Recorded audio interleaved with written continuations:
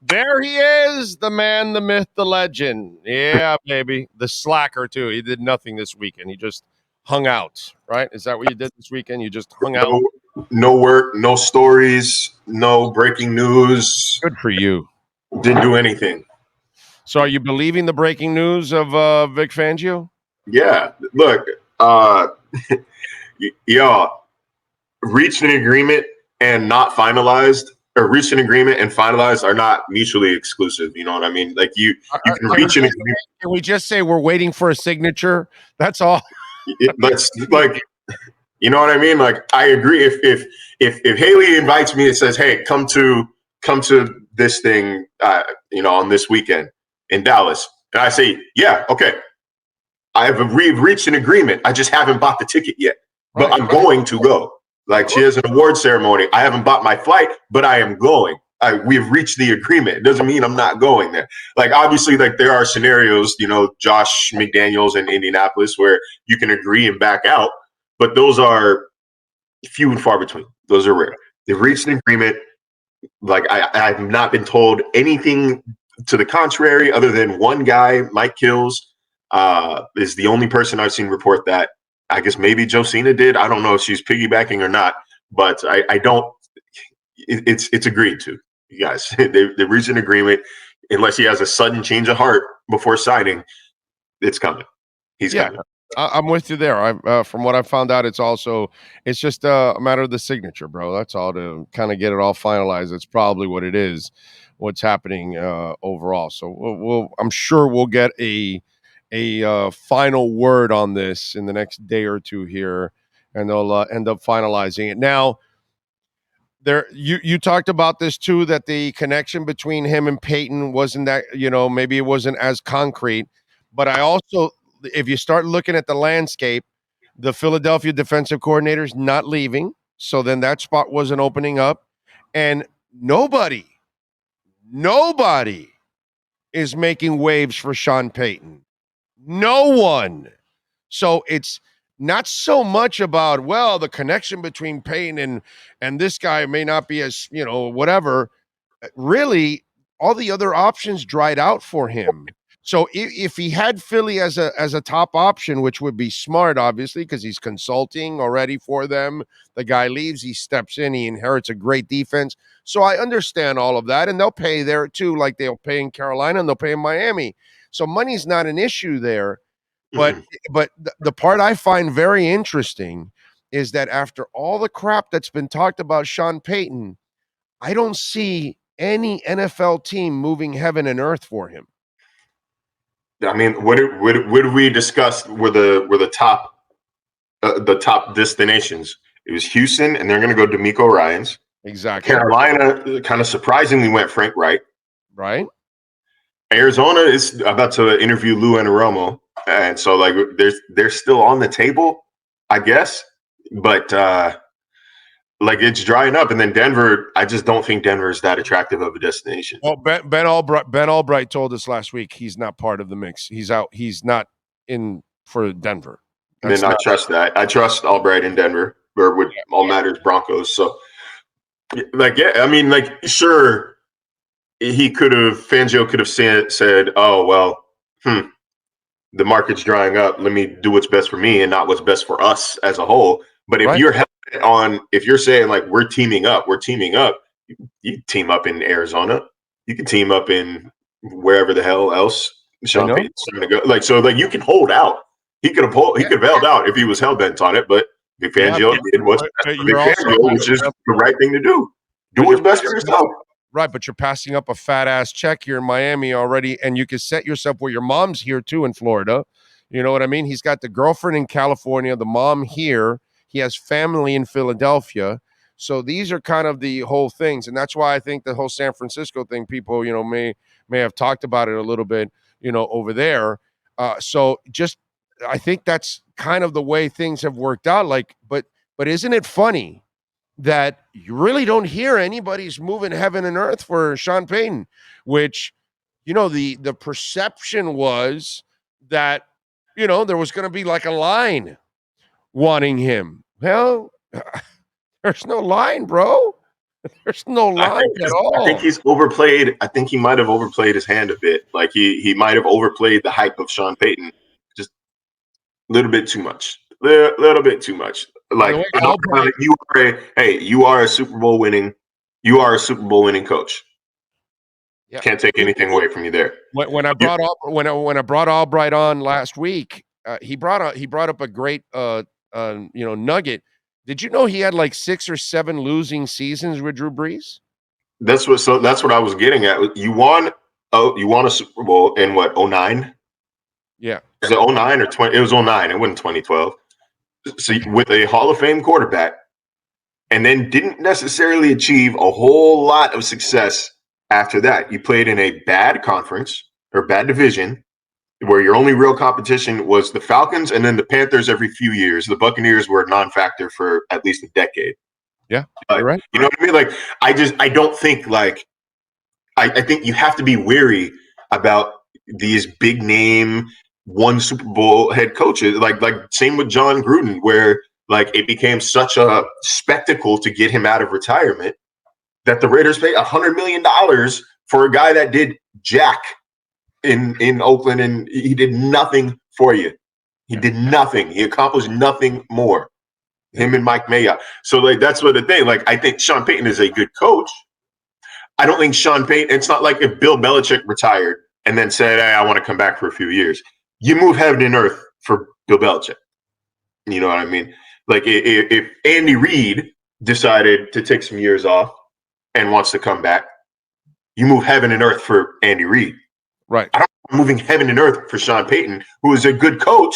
He's a good coach, but I'm not going to put Sean Payton among best coach of all time in the best coach of all time ranks. I don't know. No, not even. I think he's a good coach. He's a good coach. You won a Super Bowl with the Hall of Famer.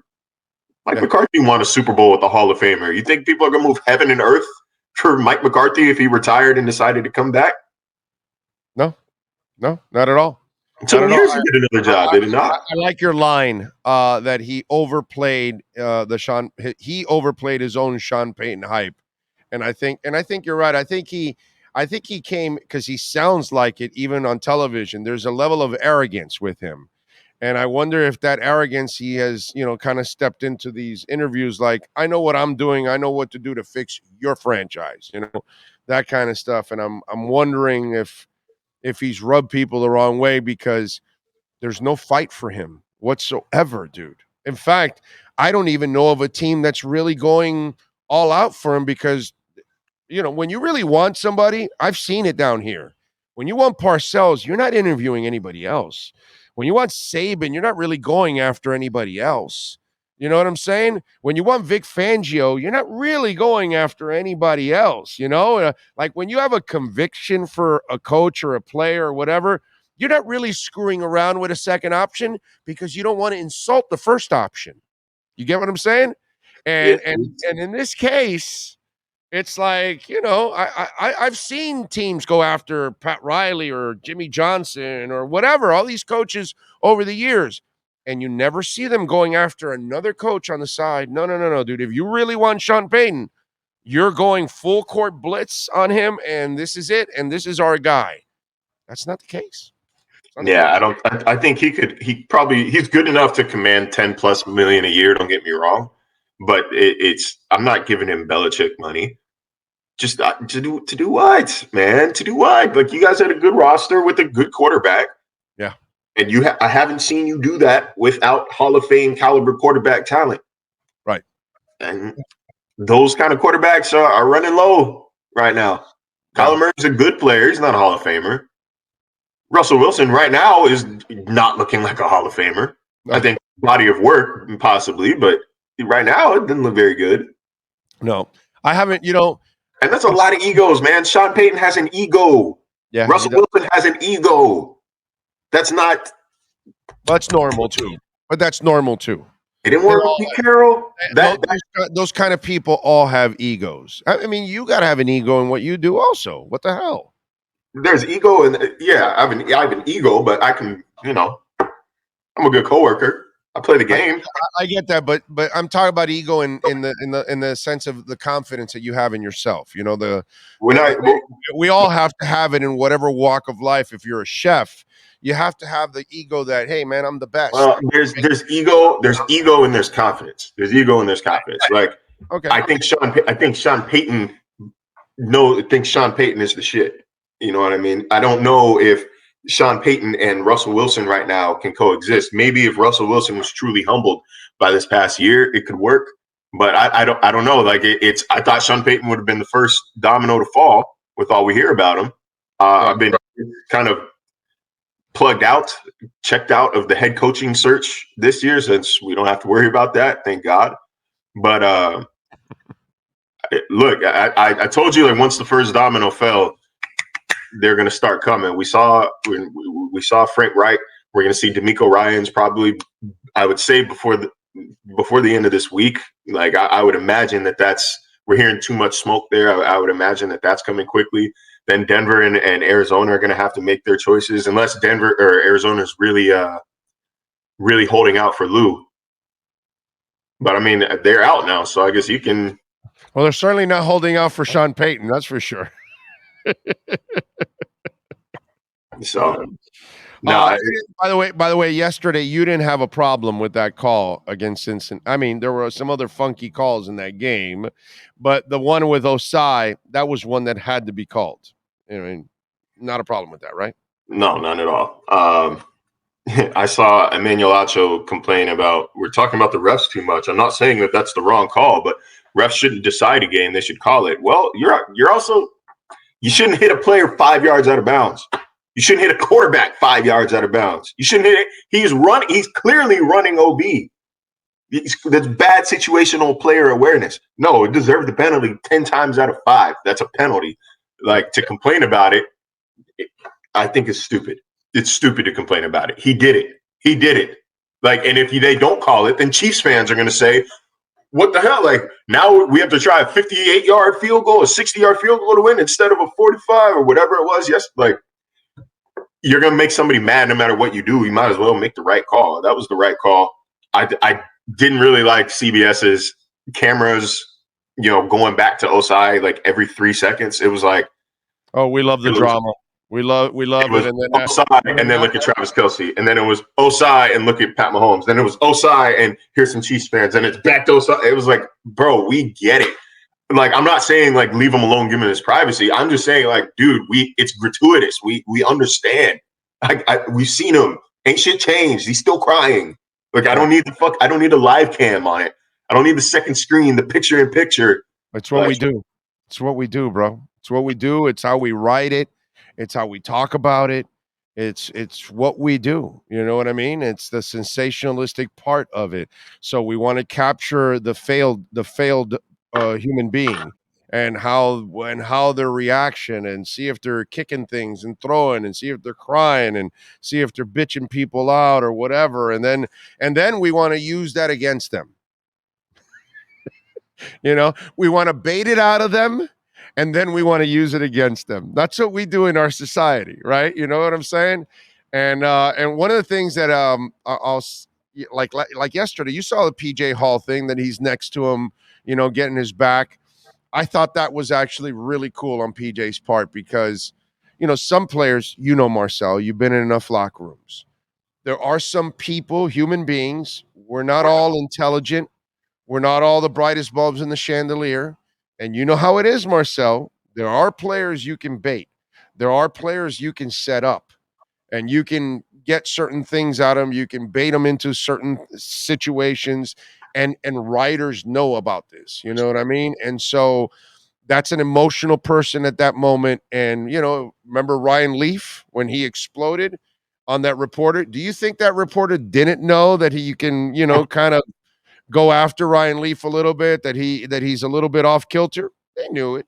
They know it. Yeah, no, you do. I didn't love the whoever filmed and put out the video of Jermaine Pratt complaining, like yelling, "What if you hit the quarterback?" Like on his way back to the right. On his way back to the locker room. I thought, like, all right, like, technically, yes, you are allowed to film that. You are technically, yes, allowed to put that out.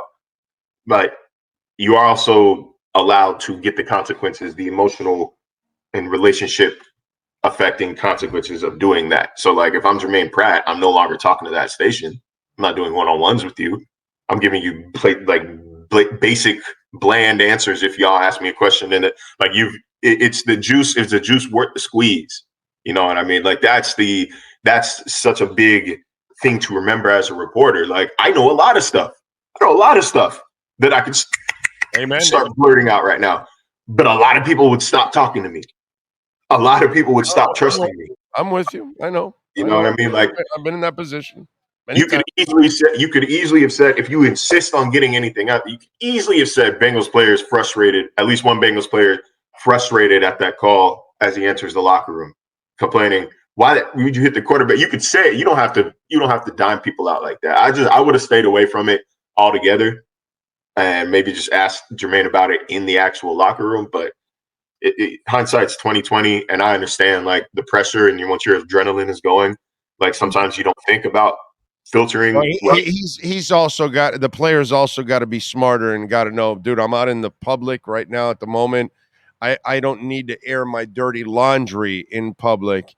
He should have waited to get into the locker room to whatever, have it out with his teammate or I don't at that moment, I don't think he's really going after the teammate. I think he's just airing frustrations out.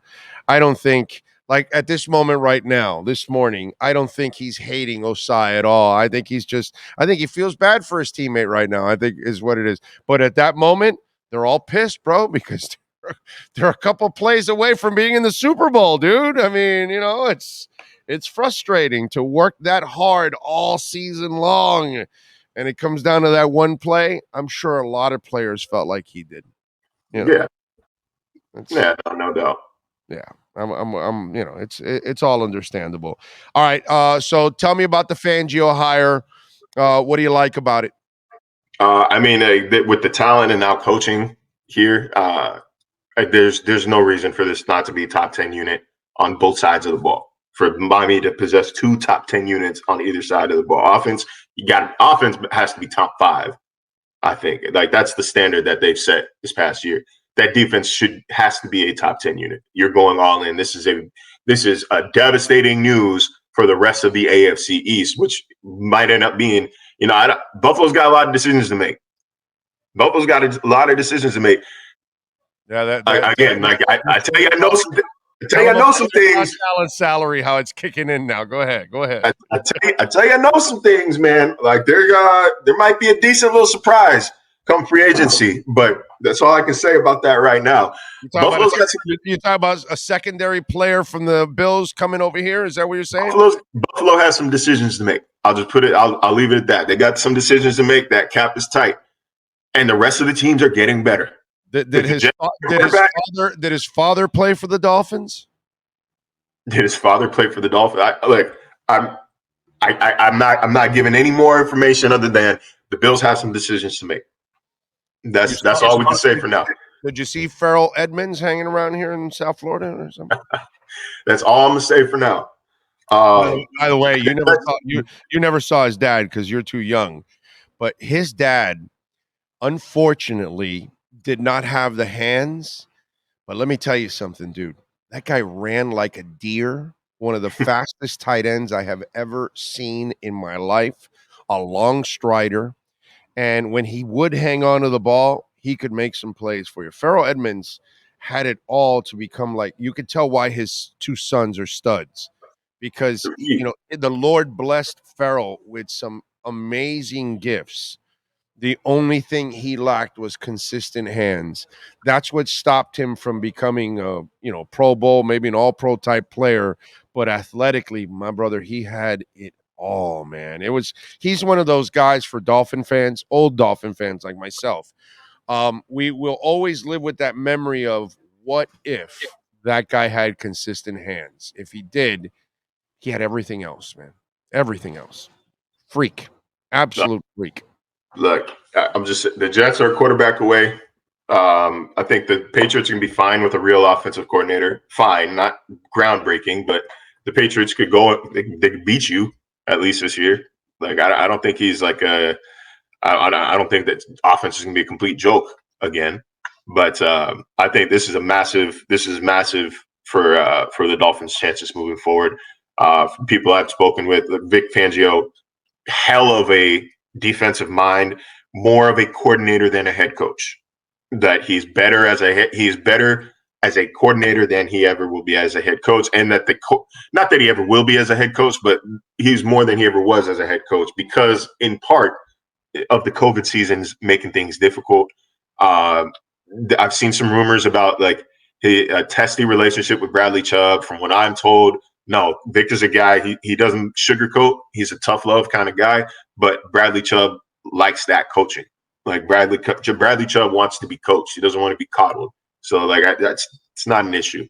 It's not going to be an issue. And their personalities won't. McDaniel wants a head coach of the defense, and that's basically what he's doing. He doesn't want to have to worry about this, so he just leaves it to Fangio, and then he's fine. I think this is a perfect relationship for him because Fangio knows he doesn't have anybody that's going to screw with him. He's going to be able to run the show on that side of the ball, and I think that's what I said. That's what I said last week about Fangio and Payton. Like Payton is going to be all in your grill. Mike McDaniel's going to say, "Y'all good in here? Right. Temperature good. You want some? Y'all want some food in here? I'm gonna handle the offense. Y'all good in here? Right. Bet." And he's gonna take off. Like you don't have to worry about it. You wipe your hands and go worry about the play call. Go worry about this offense. Luxury. It's a luxury, dude. There are 4 former head coaches in college, high D1 college or NFL experience on this coaching staff now between McDaniel, Embry, Fangio, and Darrell Bevell was the interim coach in Jacksonville. That's a lot of in-charge experience here. Like it is a good staff. It is a good staff. We'll see what they do in free agency. Miami's got some financial decisions to make as well. Barry Jackson, though, did a good job breaking down how they could get out of it. I don't know how to find the article, but if you find it, it's a good piece. It's a good piece. But no, I think it's that guy never sleeps. I'm convinced of that. No, there's no way you're covering Heat and Canes and Dolphins as much as he does and sleep. There's no way. He's not getting laid and he's not sleeping. I'm not going to do that. I'm not going to do that. There's no way the man has any time to do anything. Maybe he squeezes in a shower, but that's about it. He can't sleep or get laid. I mean, stop working. It's amazing. He is a machine for sure. But what I know about Barry is that he takes his vacation very seriously. So when he's off, he's off. So that's true. That's true. He does disappear like if he was kidnapped. You are right. You are right. I can't blame him. I'm about to do the same thing. I'm going to Mexico at the end of March. So maybe I'll see Eli Apple there. Maybe.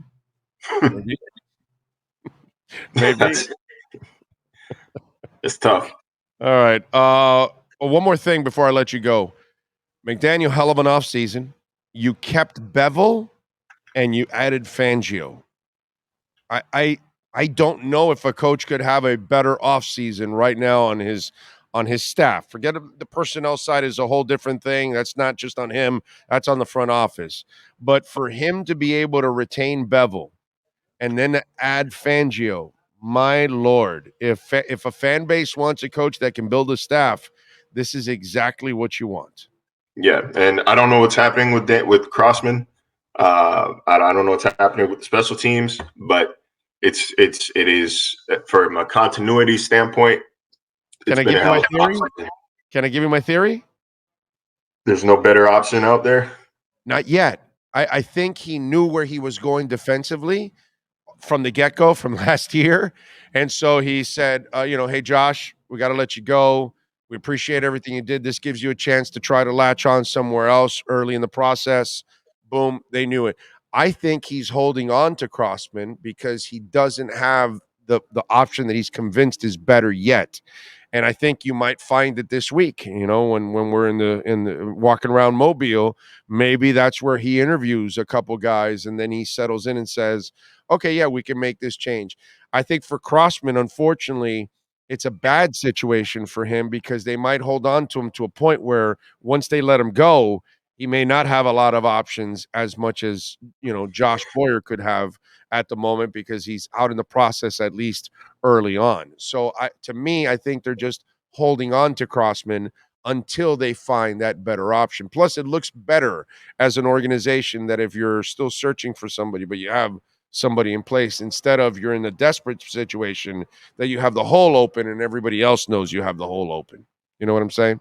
No, I get what you're saying. Also, and I'm gonna say this, no conversation from here because I got to run, but I'm gonna say it just because we didn't talk about it. I don't think there's much reason for elevated concern about Tua's concussion.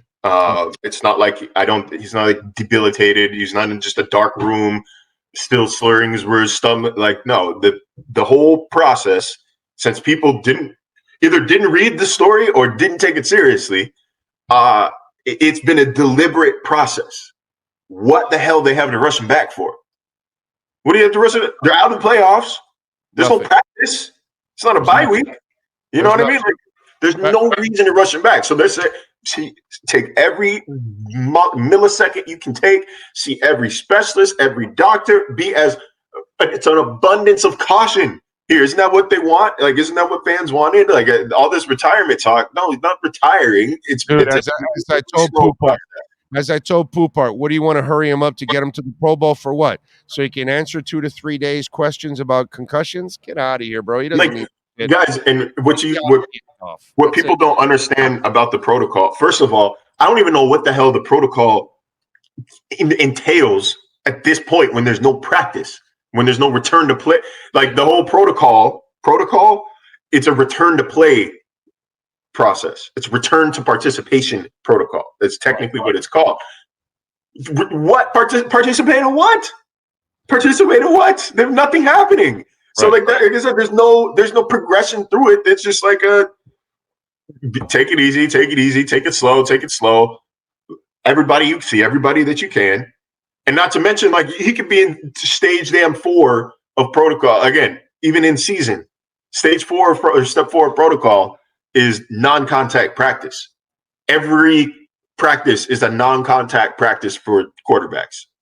So stage 4, step 4. You're essentially cleared if you're a QB. You could be essentially cleared for however long.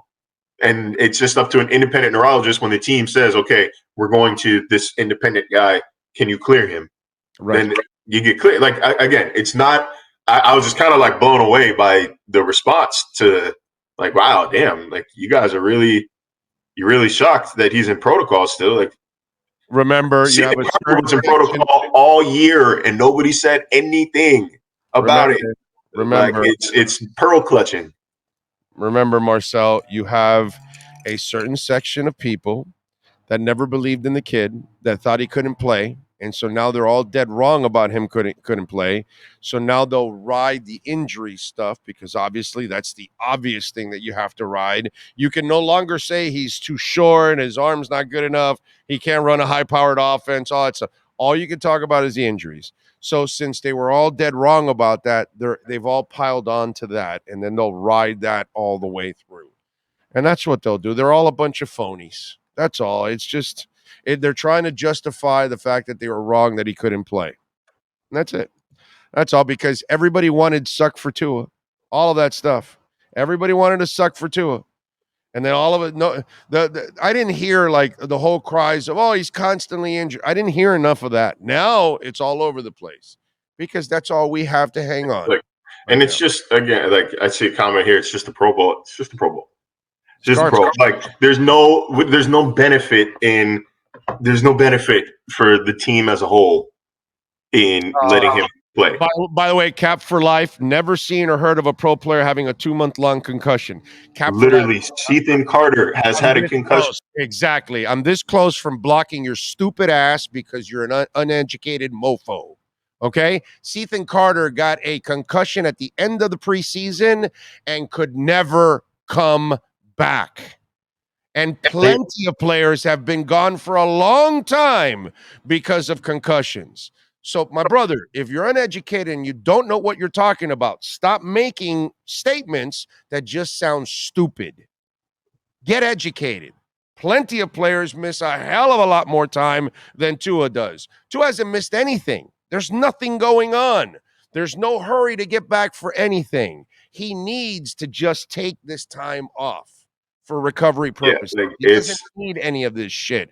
That's you making it up because Cap for Life, you were probably one of those guys that said he couldn't play. So keep riding all the injury. I would even be. I would. Tua's probably somewhere on a beach right now on vacation. Like I'm saying, like he's not like concussion protocol is it's a little different when you're not. There's no participation to return to. You know what I mean? Like there's just no reason to progress through it. Like he's still. So like it's not worth all of the. It's not worth all of the hoopla about it. Like he's fine. Right. He's fine. Like that's not. If you read the story that myself and Elizabeth Merrill put out on him about a month or so ago, Chris Nowinski, the guy who said that Tua should sue if he was allowed to play against the Bengals and got hurt again, the guy who is spearheading the concussion conversation, he told us there's no long-term, like there's no elevated long-term concern. Like as long as gets ample rest, right, that he can play, he can resume his NFL career, no worry. Like like no Sidney more, Crosby. no additional worry. Obviously, there's always worry anytime you step on that football field. But like that guy said that no, Tua shouldn't retire. Dude, so he used Sidney Crosby as an example. Sidney Crosby plays hockey, and he's had like 7 or 8 concussions, and he's kept his career going. And guess where he's headed to? The Hall of Fame. Okay? He didn't give up. He kept playing, but the key in between the concussions is the rest, is what Nowinski will tell you. You must give your brain the time to rest. And that's probably where they screwed up between the Bills and the Cincy game. That's all, dude. Yeah, so like he's getting his rest. There's very much still question marks about Tua entering this year, but the question is no longer the talent and ability. The question is the availability. It's not about the talent anymore. Anybody, if you have eyes, you can see the guy can play at a high level. Can he do it for 17 games? Like from an availability standpoint. That is the question that Tua has to answer. Last year was, can you be the reason why your offense wins? Can you be the reason why your team wins games? Yes. Check. Right. File it. Seal it, file it. We're done. It's answered. Can you be available for your team for an entire season? That's not something that we've seen the first 2 years. And as your contract comes up, it's still a very prevalent concern. It's a very prevalent area of concern. But it can be, again, very easily alleviated, very easily addressed. You last for a full season. You're going to get your money. Get rid of the football. Get rid of the football in the 3 seconds, and he'll have a nice long ass career. Keep trying to scramble around like you think you're Josh Allen or Pat Mahomes, and you will die soon. That's it. It's pretty simple, Tua.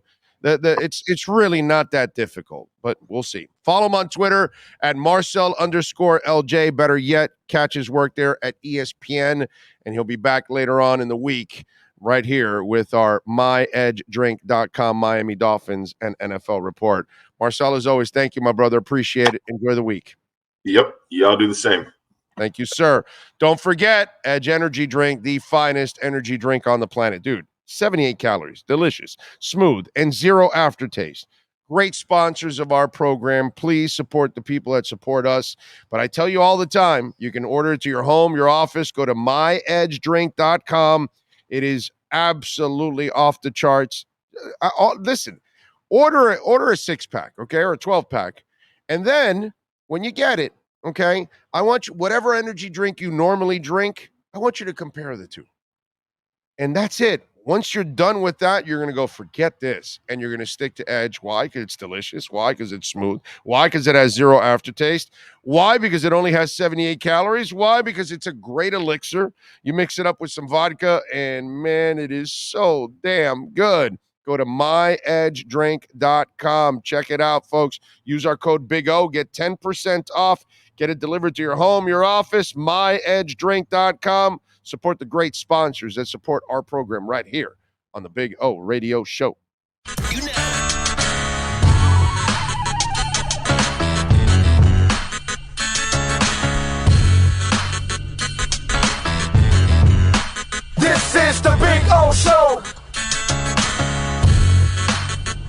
This is the Big O Show.